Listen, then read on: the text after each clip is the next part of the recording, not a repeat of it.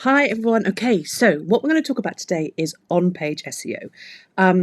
We've been talking loads about local SEO. We've been talking about technical SEO, all these kind of things that you can do to boost your chances of ranking well in the search engines. But today I want to kind of shift attention, focus, and start talking about another pillar of SEO called on-page SEO. You might see it called on-site SEO. Basically, what on-page SEO is all about packaging up your website's pages so that they are so Google basically love them. They're really easy for Google to have a look around when the bots come visiting. They're really easy for Google to serve up, and they're really easy for your human visitors to visit too. And essentially, what we want to do is make sure that Google, that the bots, that your fabulous humans all spend as long as possible on your website. We can do that by optimizing our on-page SEO. So what I want to do today is talk you through some steps that you can take to optimize your on-page SEO. So step one is to create high quality content. So I'm going to go through a few things that Google consider to be quality content and that you should try and ensure your website pages stick to. Whatever that word is. You want high quality pages. So first of all, is your page satisfying search intent? So search intent is informational. Are your readers looking for answers? Are they looking for information? Navigation, do they want to just go to a specific page on your site? Commercial, are they looking to compare services or products? And transactional, are they just ready to buy? They just want to go to a page. So what you need to do is when you're creating your website pages, you need to bear in mind what your visitors want from that page and deliver it to them. Make it easy for them to get that informational or commercial information from that page. So now, the next thing you need to think about is adding value in terms of quality content. Are you adding value? Google don't want 1,000 words of fluff. They want you to be delivering value. If people are going for informational content, is there like a checklist you can add to that page, or is there a nice bullet point list of things that are going to be really helpful to your audience? So just make sure that you're adding real value. Think about put yourself in the shoes of someone, one of your customers or your potential clients. Are they going to walk away thinking they've got the answer to their problem, or or the question, probably, because it's not always a problem. And then I want to talk a bit about word count too in quality content. Now we're talking specifically about website pages here, not necessarily blogs. So website pages, they need to be, they definitely need to be of a certain length. Now, there's all this research being done into blog post length, perfect blog length, that comes in and around 1,500 words. Now, I'm not saying that every page on your website has to be 1,500 words. I say that relates a lot more to blog posts, but you should try and create decent pages with decent length. You can split it up into different sections, but just make sure that, again, this goes back to delivering value. You need to be making people stay on that page, creating value, satisfying search intent. So what you need to do is you need to have at least 300 words on your page, or else Google just really won't pick it up. Now, you've got to kind of use your in supreme intelligence. On your contact page, you're not necessarily going to have 300 words, or your login reset does not need 300 words. But on your kind of core pages, you really should try for at least 300, 700 up to 1,000. So just think about how you can be adding value with that kind of content length. Okay, so step 2 is to seed your primary keyword on your page. So you've done your keyword research, you know what your primary keyword is, and what you're going to do is you're going to take that keyword and put it in some very specific places on your website page. So what you need to do is you need to make sure you put it into the page title. You need to make sure it's in the first paragraph of your content on that page, and try, if possible, to use it in one of the subheadings that you put onto that page too. Now, don't stuff this primary keyword into your page. Maybe 2 or 3 times is enough. Just make it sound natural, but make sure it's there. So let's go through those points again. So your checklist, page title, first paragraph of the copy on your page, preferably the last paragraph too, and in a subheading if you can. Right, another thing to think about, this is step 3, is to think about heading hierarchy. Now remember we said it was about, obviously it's about helping Google understand what your page is about, but it's also around helping your human visitors have a really good user experience when they're on your website. So heading hierarchy can help that. It helps people stay longer if you're guiding them through the process of reading your page. So what you need an H1 heading first. Now an H1 heading is usually the biggest kind of piece of text on your page, but it's also a piece of HTML code. So it's really important that you put that primary keyword into that H1 heading. And guys, try not to have any more than one H1 on your page.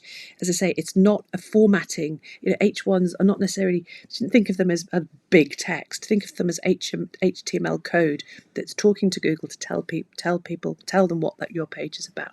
So don't get tempted if you want a nice, you find different ways of formatting if you want, to big text.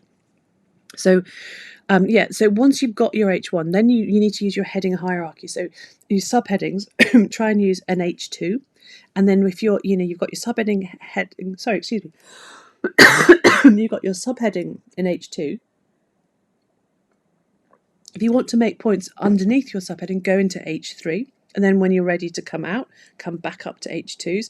So just think about it, so just use it like logical heading hierarchy. Don't get hung up on it. Really don't get hung up on it. Just try and create a logical path through your page using nicely set out headings. Using the hierarchy if you can, perfect. Now, step 4 is to customize your URL slug. Now, what's your URL slug? Your URL slug is just it's like the postal address of your website's page. Okay, so URL stands for your unique reference locator, and I say it's the mailing address of your page. It's important that you set your URL slug up so that it makes sense to potential visitors. You don't.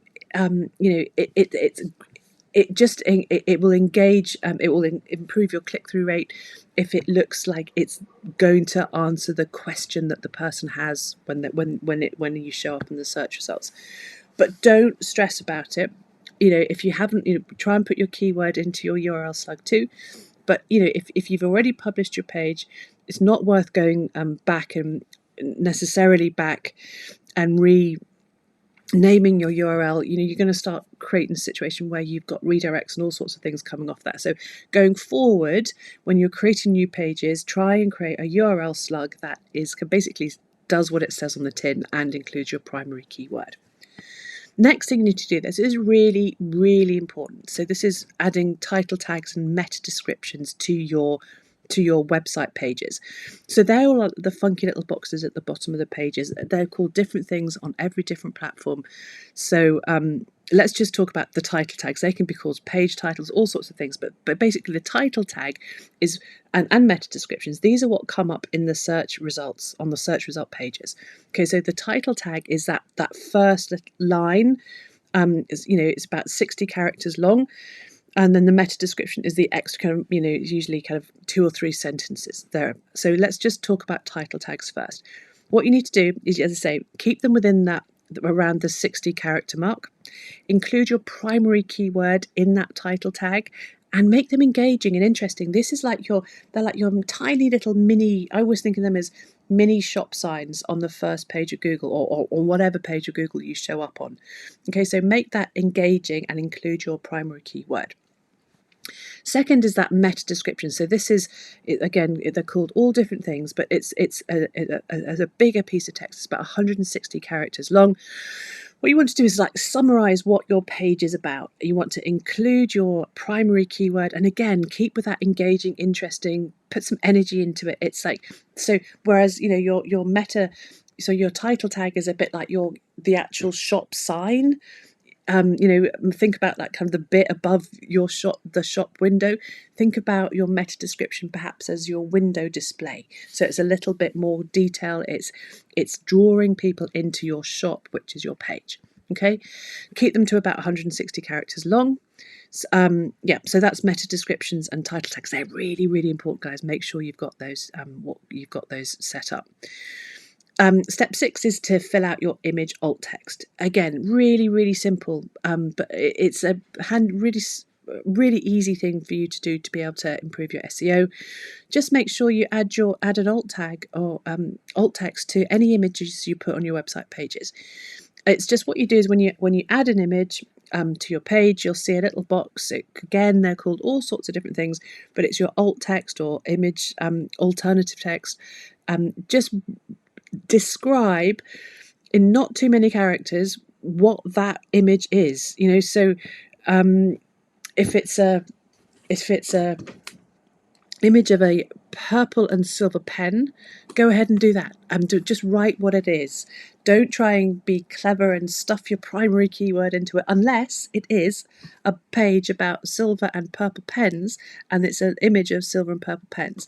Okay, just make sure that the alt text is about what the image is. It's really important for accessibility. Primarily it's to help people who are not necessarily able to read the screens as well.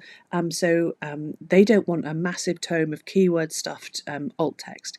So just keep it simple. Now, step 7 is make sure you're internally linking your website pages. Again, think about the journey that your customers will have when they're on your website. You just want to make it as easy as possible for them. So, and also the other thing is in terms of SEO, you're able to avoid your orphan pages if you've got some really good internal links. Just think logically, where do people want to go next, or where would be helpful for them to visit, and pop that link in. External links, they can be really important too. Now, lots of people say, I don't want to send my website visitors off to somebody else's site. Well, think about it in terms of, am I adding value? You don't necessarily need to be sending people off to direct competitor, but somebody maybe a really big player in your industry, or somebody's written an incredible article or a thought piece. Why not just link them? You're adding value, remember.